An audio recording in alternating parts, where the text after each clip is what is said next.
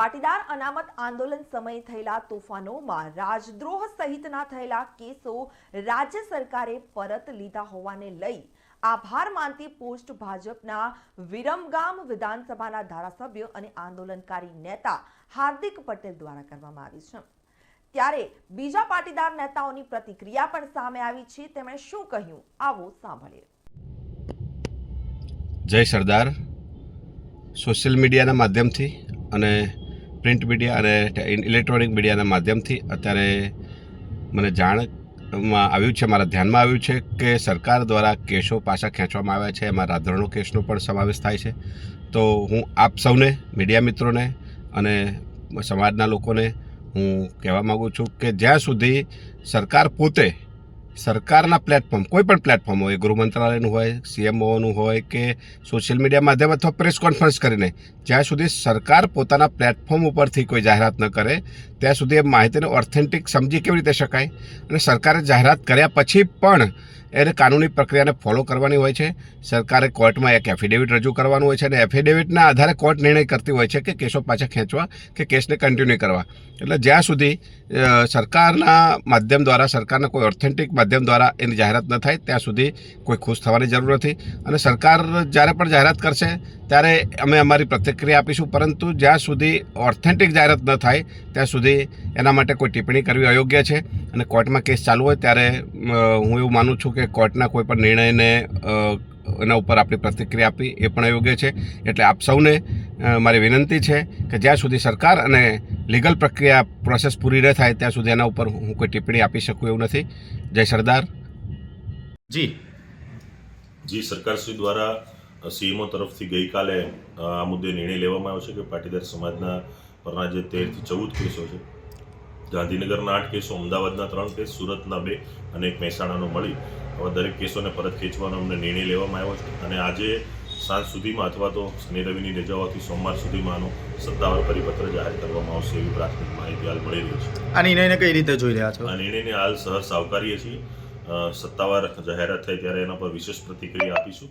અને અત્યારે જે નિર્ણય પ્રાથમિક રીતે જાહેર કર્યો છે એ ભૂપેન્દ્રભાઈ પટેલ અને એની સાથેની સમગ્ર ટીમ, અધિકારીગણ અને સમગ્ર સરકારનો મેં આભાર માનું છું। લાલજીભાઈ, દિનેશ બાવળિયા દ્વારા દાવો કરાયો છે પાટીદાર અનામત આંદોલન વખતેના રાજદ્રોહના તમામ કેસો પરત ખેંચવામાં આવે છે, સરકાર શું કહેશો? જો અનામત આંદોલન એ કોઈ વ્યક્તિગત નહોતું, સમાજના ગરીબ લોકો માટે હતું। અને વારંવાર સરકાર જોડે જેટલી વાર પણ અમે SPG વતી અને પાટીદાર સમાજ વતી મિટિંગો કરી તો અમે એ જ કહેતા હતા। ભૂતકાળના 2-3 CM હતા, એમને અને એમના મંત્રીઓ જોડે જ્યારે પણ મિટિંગ થઈ તો પાટીદાર સમાજના કેસો પરત ખેંચવાનો અમારો મુખ્ય મુદ્દો હતો। તો આજે આનંદની વાત છે કે ભાઈ પાટીદાર સમાજના જે કેસો પરત ખેંચવાની વાત છે એ પાટીદાર સમાજના યુવાનોની આજે જીત છે, કારણ કે આ કોઈ વ્યક્તિગત લડાઈ નથી, સમાજ માટેની લડાઈ હતી। એટલે જે પણ કેસો પરત ખેંચવામાં આવ્યા હોય એ પાટીદાર સમાજ માટે બહુ સારી વાત છે। અને હજી પણ હું સરકારને વિનંતી કરું છું કે જેટલા પણ કેસો બાકી હોય એ વહેલામાં વહેલી તકે પરત ખેંચવામાં આવે। અત્યારે જ મીડિયાના માધ્યમથી જાણવા મળ્યું કે ગુજરાતમાં પાટીદાર અનામત આંદોલન દરમિયાન રાજદ્રોહના જે કેસ કરવામાં આવ્યા હતા એ અલ્પેશ કથિરિયા, ચિરાગભાઈ કે દિનેશ બાંભણિયા ઉપર આ કેસ પાછા ખેંચી લેવામાં આવ્યા છે। તો ખૂબ સારી બાબત છે કે દેરાએ દસ્તુરાએ જે રીતે રાજ્ય સરકારે એ સમયે દમનનો કોયડો પાટીદાર યુવાનો ઉપર વીંઝ્યો હતો અને અમારા પાટીદાર યુવાનોને ગોળીએ વીંધ્યા હતા, અમારા પાટીદાર યુવાનો ઉપર રાજદ્રોહથી માંડીને અનેક પ્રકારની કલમોના કેસ દાખલ કર્યા હતા। એન કેન પ્રકારે આંદોલન તોડવા માટેનો જે સરકારનો પ્રયત્ન હતો એમાંનો એક પ્રયત્ન એટલે રાજદ્રોહમાં અનેક યુવાનોને ધકેલી દેવા। આ જે પ્રકારના સરકારના નિર્ણયો હતા એની સામે જજુમીને પણ પાટીદાર યુવાનોએ આંદોલન ચલાવ્યું અને 10% આર્થિક અનામત માત્ર પાટીદારોને નહીં, બિન અનામત વર્ગના તમામ સમાજને 10% અનામત મળ્યું।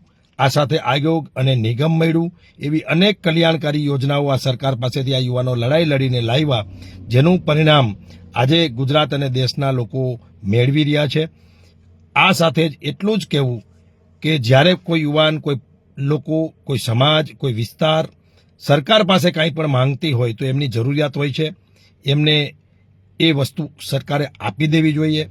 આ રીતે જે દમનકારી નીતિ અપનાવી અને પાટીદારો ઉપર જે અનેક પ્રકારના કેસ કર્યા રાજદ્રોહ જેવા, આવું સરકારે ન કરવું જોઈએ, કારણ કે અંતે તો સરકારે પોતાનું થૂકેલું ચાટવું પડ્યું છે.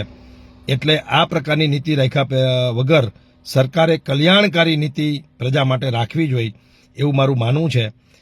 હજી પણ નાના મોટા કેસ ક્યાંક ક્યાંક તાલુકા જિલ્લામાં બાકી છે, જે કોર્ટમાં પેન્ડિંગ છે, અથવા તો પોલીસે એફઆઈઆર ફાડી નાખી છે, પરંતુ ધરપકડ જ નથી કરી. એટલે આવા જે કેસીસ હજી અટકેલા છે એમાં પણ અમારી ટીમ અને અમે બધા જ કામે લાગેલા છીએ. જ્યાં જરૂર પડે અહીંયા આ પ્રકારના વિષયોમાં મદદ કરી અને પાટીદાર યુવાનોને કોઈ તકલીફ ન પડે એવા સતત પ્રયત્નો અમારા ચાલુ છે. આપ જેમ મીડિયાના મિત્રો જાણો છો એમ હમણાં જામનગર જિલ્લાના ધ્રોલ, જોડિયા, કાલાવડ આ વિસ્તારના અનેક યુવાનો ઉપર થયેલા કેસ કોર્ટમાં જ અમે લડી અને નિર્દોષ સાબિત થયા હતા. તો આ પ્રકારની લડાઈ આવતા દિવસોમાં ચાલુ રહેશે.